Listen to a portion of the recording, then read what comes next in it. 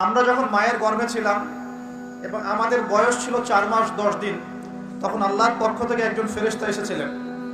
এসে মায়ের গর্ভে রূহটাকে ফুঁকে দিয়েছেন এবং 4টা বিষয় লিখে দিয়েছেন। 1 নাম্বার, এই গর্ভের সন্তানের হায়াত কতটুকু হবে।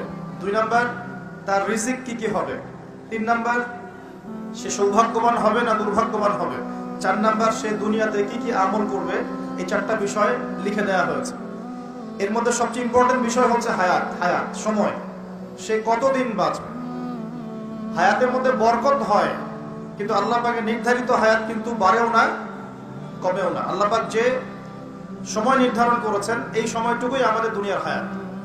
আল্লাহ পাক নির্ধারণ করে বলেছেন লিয়াবলুয়াকুম আইয়ুকুম আহসানু আমালা। এই হায়াত মওত সৃষ্টি করার বিষয়টা হচ্ছে আল্লাহ পাক দেখতে চান দুনিয়াতে তোমাদের মধ্যে কাজে কে শ্রেষ্ঠ, কাজে কে উত্তম, আহসান কে, কাজে সেরা কে। আল্লাহ পাক দেখতে চান না আমলের মধ্যে এভারেজ কে, গতানুগতিক কে। আল্লাহ পাক দেখতে চান আমলের শ্রেষ্ঠ কে।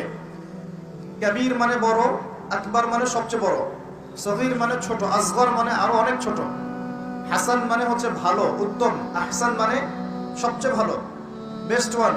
আল্লাহ পাক দেখতে চান লিয়াবলুয়াকুম আইয়ুকুম আহসানু আমালা, তোমাদের মধ্যে দুনিয়াতে আমলে আহসান কে। আল্লাহ পাক এভারেজ মুসলিম দেখতে চান না, এক্সেপশনাল মুসলিম দেখতে চান। আমি কি বোঝাতে পারছি?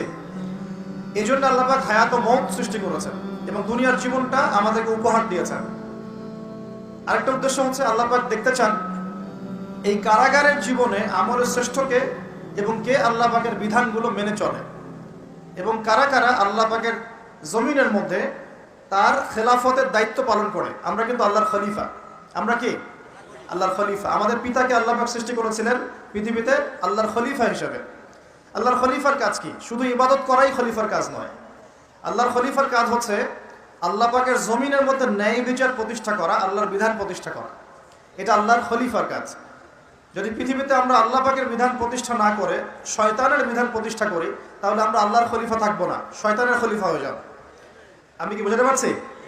আল্লাহ পাক দুনিয়ার এই কারাগারের জীবনটাতে আমাদেরকে নির্ধারিত সময় দিয়েছেন, ওয়াল আসরির সময়ের কসম।